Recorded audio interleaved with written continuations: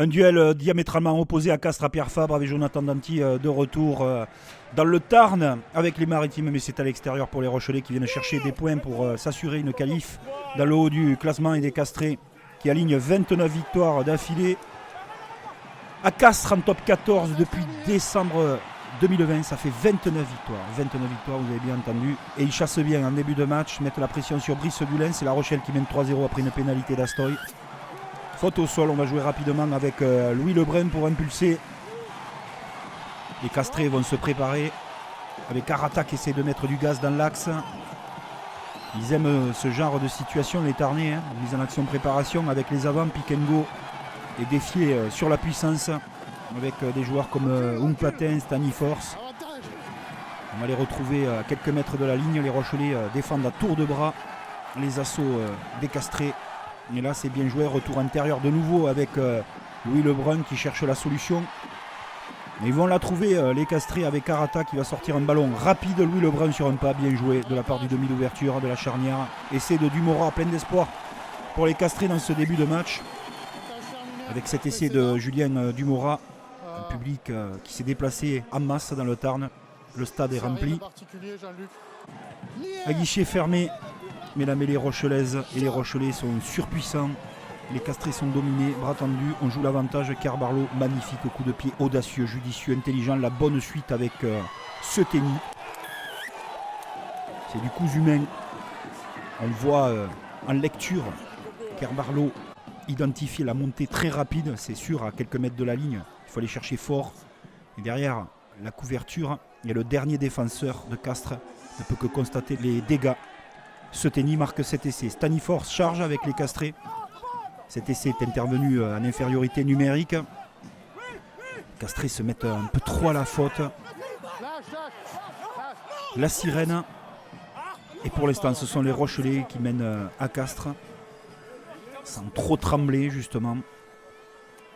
Et Jonathan Danty va pouvoir exprimer son talent sur le terrain. Les Castrés vexés dans la seconde période essayent de tout faire pour revenir. Ils sont pris souvent à la faute et sanctionnés par Astoy. Un peu d'indiscipline, même beaucoup, vont faire très mal à ces joueurs castrés qui donnent tout pour essayer de revenir, chercher quelque chose, au moins des points ou un point de bonus défensif. Ils ne sont pas loin de le récupérer. Le travail toujours énorme des avants avec Stani Force qui repart à la charge. Regardez Levan Chilachava qui se relève tranquillement après ses impacts. Ça tape très très fort. Et c'est lui qui va ramasser le ballon et s'affaler dans l'embut sous les yeux la barbe de Jonathan Danty. Les Castrés font tout ce qu'ils peuvent face à cet ogre Rochelais surpuissant, affichant une plus grande maîtrise. Le classement n'est pas le même, les objectifs ne sont pas les mêmes.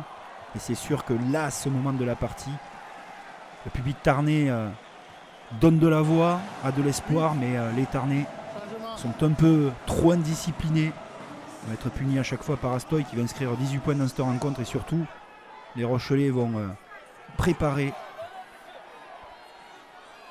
la meilleure des choses qui pouvait leur arriver. C'est cet essai de Scalvi à 2 minutes de la fin qui va solder le score et surtout le sort des Tarnais qui, après le match, déclareront par la voix de Pierre-Henri Broncan, leur coach, qu'ils jouent le maintien. Mais ça, on n'osait pas se l'avouer dans le Tarn côté supporter.